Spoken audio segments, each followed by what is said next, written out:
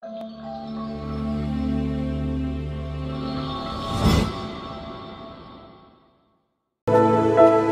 sama-sama naikkan pujian.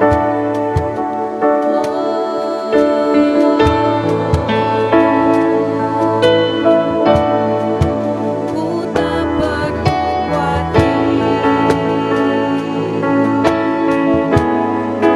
terhadap apapun.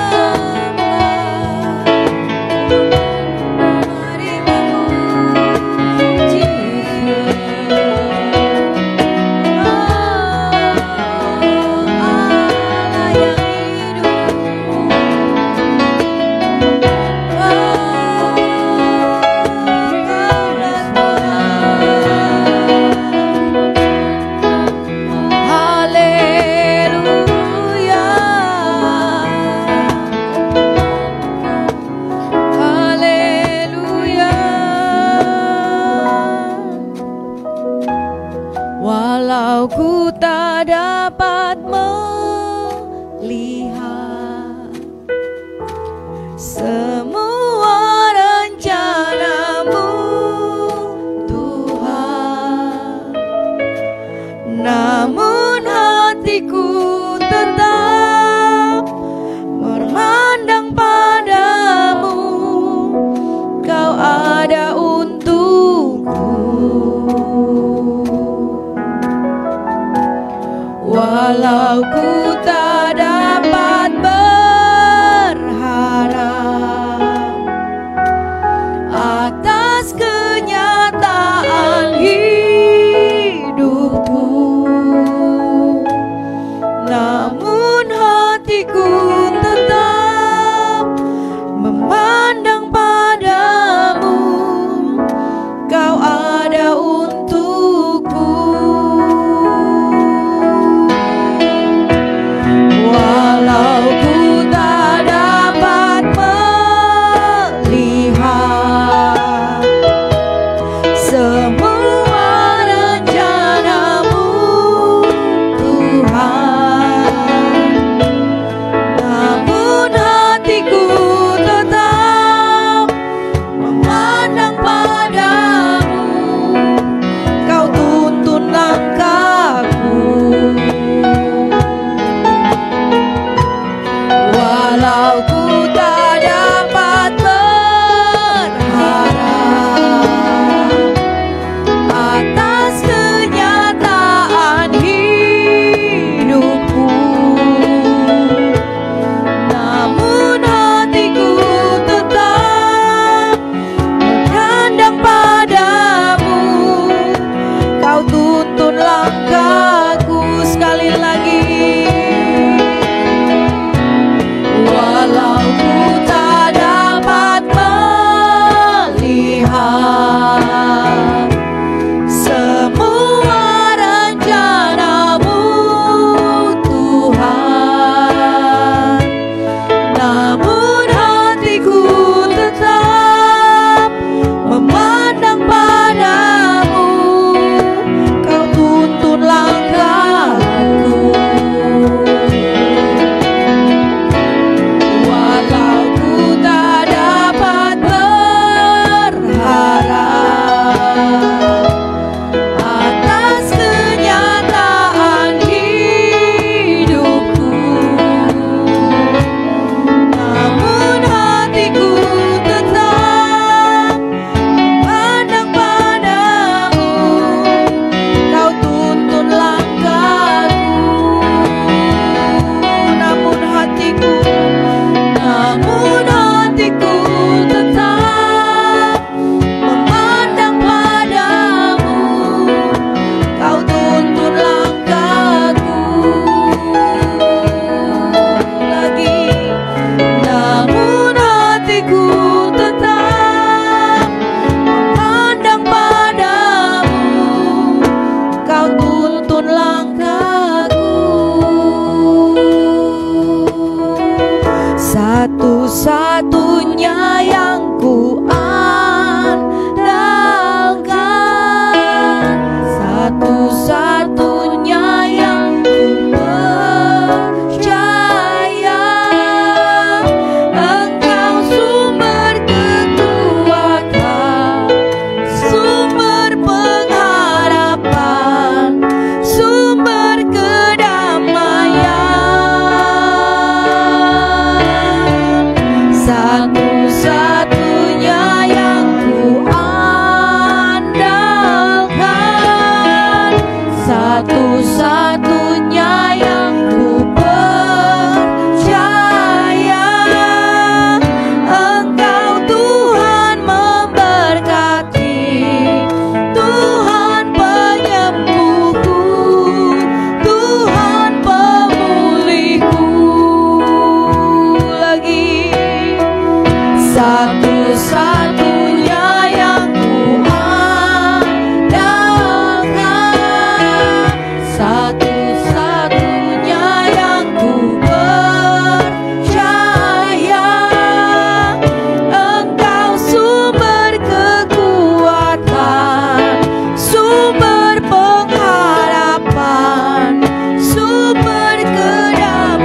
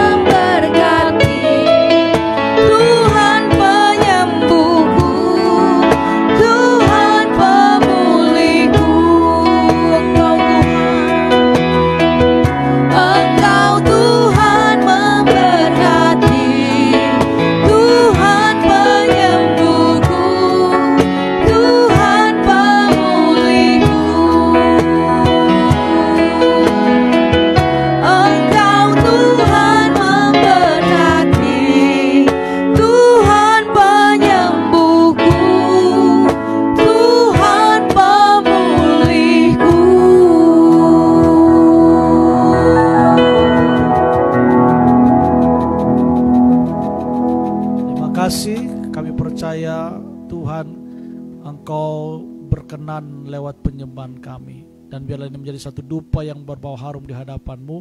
Sebentar kami mau sharing firman-Mu, Roh Kudus mengurapi kami semua. Biarlah benih ini boleh menempati tanah hati kami yang subur dan berbuah dengan maksimal.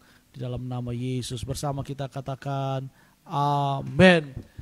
Oke. Ya, shalom Bapak Ibu Saudara yang ada di rumah semua, tetap bersuka cita, amin. Hari ini saya akan menyampaikan satu sharing firman Tuhan tentang bagaimana kita berbuat baik. Kita belajar dari satu tokoh dalam Alkitab yang bernama Barnabas, ya. Kita baca di dalam Kisah Para Rasul pasal yang ke-11. Nanti saudara baca mulai ayat yang ke-19 sampai dengan ayat yang ke-26. Tapi saya tidak baca secara keseluruhan dari ayat itu cuma nanti saudara baca sendiri. Tapi saya akan bacakan kepada saudara di ayat yang ke-24 dari Kisah Para Rasul pasal yang ke-11, ayat yang ke-24. Alkitab berkata demikian, karena Barnabas adalah orang baik, penuh dengan Roh Kudus dan iman, lalu banyak orang dibawa kepada Tuhan. Saudara, saya baca sekali lagi ya. Dikatakan bahwa karena Barnabas adalah orang baik, terus penuh dengan Roh Kudus dan iman, lalu banyak orang dibawa kepada Tuhan. Kita belajar dari seorang yang bernama Barnabas. Di sini dikatakan dia adalah orang yang sangat dikenal berperilaku baik. Ya, kebaikan Barnabas sangat-sangat teruji, saudara, ketika Saulus sebelum Paulus, ya namanya adalah Saulus. Ketika Saulus bertobat, kalau saudara baca dalam Kisah Para Rasul pasal yang ke-9, di situ bagaimana diceritakan bagaimana Saulus mengalami perjumpaan dengan Tuhan dalam perjalanannya ke Damsyik. Dan kita tahu bahwa sebagian besar para rasul itu mengetahui bahwa Saulus adalah seorang yang sangat killer, ya saudara ya. Saulus adalah seorang yang terkenal kejahatannya, yaitu untuk apa? Untuk menghancurkan, membinasakan setiap pengikut-pengikut Kristus pada waktu itu. Dan dia punya surat kuasa dari Mahkamah Agung untuk mau membuat kekacauan terhadap orang-orang yang menyembah Tuhan, orang-orang yang mengikuti jalan Tuhan. Dan puji Tuhan dalam perjalanannya ke Damsyik ketika itu Tuhan menjamah dia lewat satu penglihatan dan Tuhan hadir. Lalu kemudian Saulus terjatuh dari kudanya dan saat itulah Saulus berjumpa dengan Tuhan dan dia menyerahkan hidupnya untuk melayani Tuhan. Dan saudara, ketika itu rasul-rasul yang lain tidak percaya kalau Saulus itu sudah sungguh-sungguh mengikuti Tuhan. Mereka masih dalam keadaan trauma-trauma di masa-masa lalu ketika Saulus masih belum bertobat. Karena dikenal bahwa Saulus ini adalah orang yang sangat kejam, Saulus adalah seorang orang yang sangat killer, dan banyak sekali anak-anak Tuhan ketika itu mengalami penganiayaan lewat Saulus. Dan ketika Barnabas membawa Saulus kepada rasul-rasul yang lain, mereka sangat tidak setuju dan mereka menolak dan meragukan keimanan daripada Saulus. Tetapi Barnabas ini, saudara, sangat luar biasa. Dia mempunyai hati yang bukan cuma punya iman, bukan cuma dipenuhi Roh Kudus, tapi dia juga punya hati yang sangat baik. Lewat kehidupan Barnabas, akhirnya Saulus mengalami pertumbuhan iman dan juga Saulus akhirnya bisa diterima oleh para rasul yang lainnya. Dan kalau kita baca tadi di saudara, bahkan di sini dikatakan Barnabas ini diutus oleh rasul-rasul yang lain. Kalau saudara baca dalam ayat sebelumnya, karena pada waktu itu terjadi penganiayaan, ada seorang anak Tuhan, yaitu saya lupa namanya, yang dilemparin dengan batu, saudara ya, Stefanus, ya. Stefanus dilempari dengan batu, dihukum, dirajam dengan batu, dan akhirnya dia mati, saudara. Dan saat itu terjadi ketakutan di antara para pengikut Tuhan, dan mereka akhirnya tidak berani untuk pergi dulu memberitakan Injil. Tetapi mereka melihat ada satu kebangunan rohani terjadi di Antiokhia. Dan kemudian para rasul ini mengutus Barnabas, saudara, ya. Dan Barnabas akhirnya pergi ke Antiokhia dan mereka melihat bagaimana pekerjaan Tuhan luar biasa lewat kehidupan Paulus. Ya, Paulus dipakai Tuhan melayani Tuhan di Antiokhia di sana, dan banyak sekali orang yang bertobat dan mengenal Tuhan. Dan di sana dikatakan lewat Barnabas, saudara, orang-orang mengalami berkat Tuhan lewat kehidupan pribadi Barnabas. Kenapa? Di situ dikatakan tadi yang kita baca, dikatakan bahwa karena Barnabas ini adalah orang baik. Saudara, bukan cuma orang baik, tetapi dia juga dikatakan orang yang penuh dengan Roh Kudus dan orang yang punya iman. Ya, secara kehidupan rohani, Paulus hubungannya dengan Tuhan sangat baik. Tetapi bukan cuma hubungannya dengan Tuhan yang baik, tetapi juga hubungannya dengan sesama. Karena dia punya sifat yang dikatakan adalah orang yang sangat baik. Saudara, saya mau beritahu kepada kita bahwa kehidupan rohani itu wajib kita harus bertumbuh dalam iman, kita harus dipenuhi dengan Roh Kudus, dipimpin oleh Roh Kudus, tetapi juga harus ada buah dari semua itu. Sebab orang itu, saudara, akan melihat buah dari apa yang kita hasilkan. Banyak orang Kristen mengatakan dia dipenuhi Roh Kudus, punya karunia-karunia Roh Kudus, bahkan dia adalah orang-orang yang punya iman luar biasa, melayani Tuhan, bahkan mungkin tumpang tangan orang sakit yang tadinya sembuh bisa sehat kembali, ya. Kalau kita mungkin biasanya tumpang tangan atas orang buta, buta mendengar, saudara, ya, tuli berjalan, lumpuh melihat, yaitu hal yang wajar, saudara, ya. Tapi ini Barnabas, dia tumpang tangan atas orang buta, butanya sembuh melihat. Orang tumpang tangan atas orang yang tuli itu mendengar, kan? Begitu, saudara, ya. Kalau kita tumpang tangan atas orang buta, dia mendengar, saudara, ya, tapi tetap buta. Ya, kita tumpang tangan atas orang bisu, dia melihat, tetapi dia tetap bisu, saudara, ya. Nah, Barnabas ini luar biasa. Dia bukan cuma dipenuhi dengan Roh Kudus dan dengan karunia-karunia, bukan cuma dia punya iman yang luar biasa, tetapi orang-orang di sekitarnya, orang-orang yang dilayani itu mengenal dia dengan apa? Kebaikannya. Saudara, saya mau beritahu kepada saudara, kehidupan rohani itu harus seimbang dengan kehidupan jasmani. Artinya begini, kita nggak bisa cuma sekedar melayani, tetapi dalam kehidupan sehari-hari kita nggak bisa berguna bagi orang lain. Ingat, saudara, salib itu ada vertikal, ada horizontal, betul? Ya, jadi tidak cukup hanya sekedar Tuhan, tetapi hubungan dengan sesama tidak baik. Sebab hukum itu, Tuhan berkata ada dua hukum dan sama-sama terpenting. Yang pertama, kasihlah Tuhan Allahmu dengan segenap hati, segenap kekuatanmu, segenap jiwamu. Ya, itu adalah hukum yang pertama dan yang utama. Tetapi juga yang tidak boleh kita lupakan adalah hukum yang kedua adalah kasihlah sesamamu manusia seperti dirimu sendiri. Nah, kita ini terlalu sering cuman mengasihi Tuhan, aktif melayani, mencari karunia-karunia roh dengan luar biasa, tetapi kita kurang membangun hubungan dengan sesama.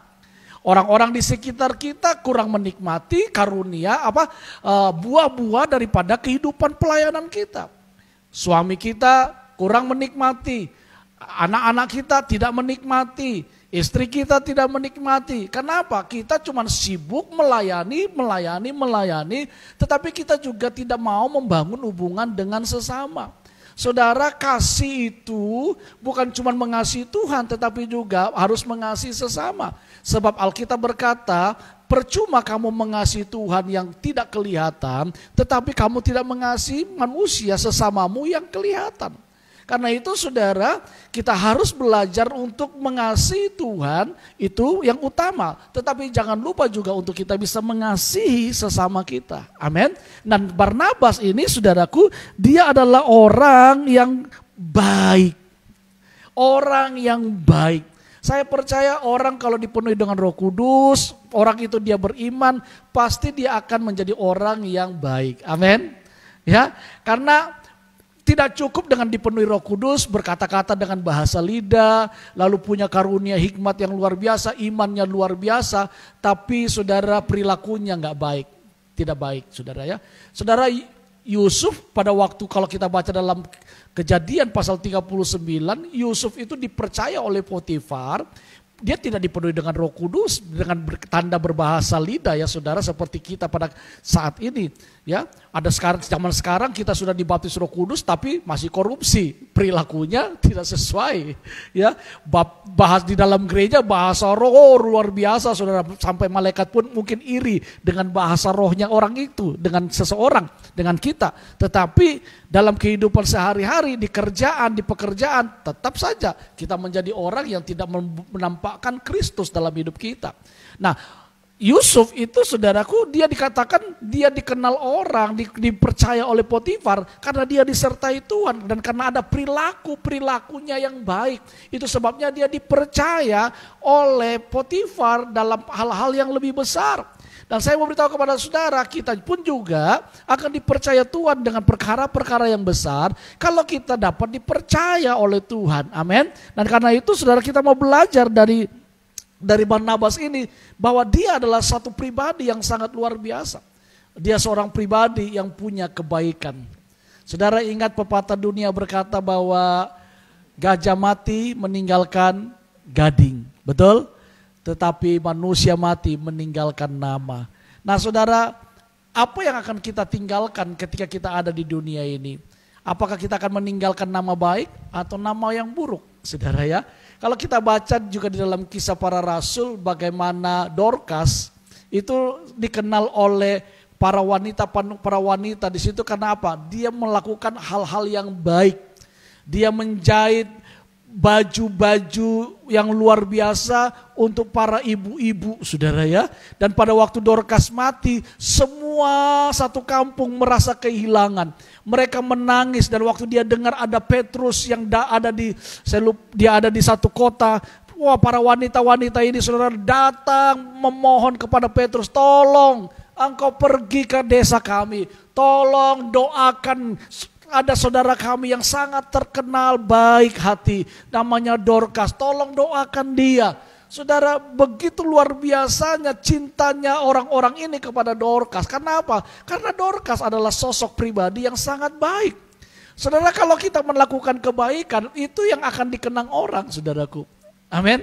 Ya, dan orang tidak akan pernah lupa dengan kebaikan kita. Makanya saudara, apa yang akan kita tinggalkan dalam kehidupan ini ketika kita tidak ada lagi di dunia ini?